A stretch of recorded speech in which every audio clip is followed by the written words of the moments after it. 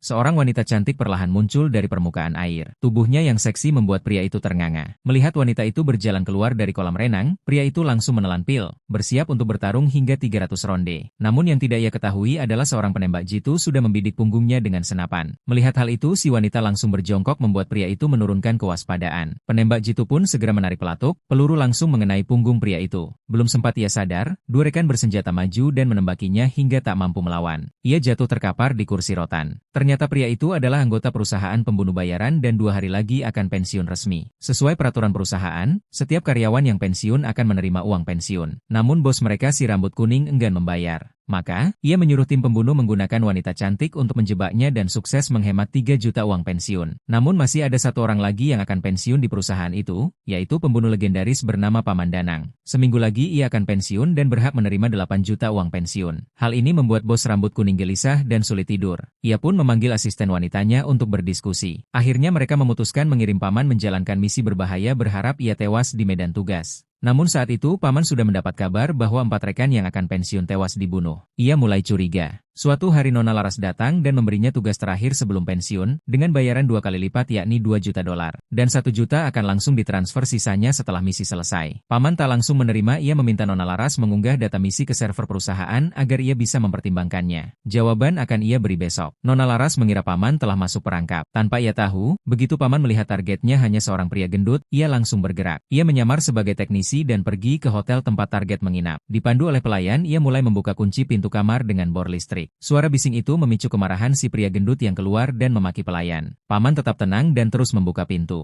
Si pria gendut pun mendorong pelayan dan hendak memberi pelajaran pada Paman. Saat itulah Paman menahan dan mendorongnya ke tembok, lalu menembakkan senapan angin yang menancap di tangan si pria. Ia langsung memberi pukulan siku lalu menembaknya lagi. Saat itulah ia menemukan dokumen di meja yang berisi data dirinya. Ia pun menginterogasi si gendut menggunakan bor. Baru diketahui bahwa sebenarnya dialah target dan pria gendut itu dikirim untuk membunuhnya. Namun sang pria juga tak tahu siapa dalangnya. Setelah mendapat jawaban, Paman langsung menembaknya dan mengirim foto bukti ke Nona Laras meminta sisa pembayaran.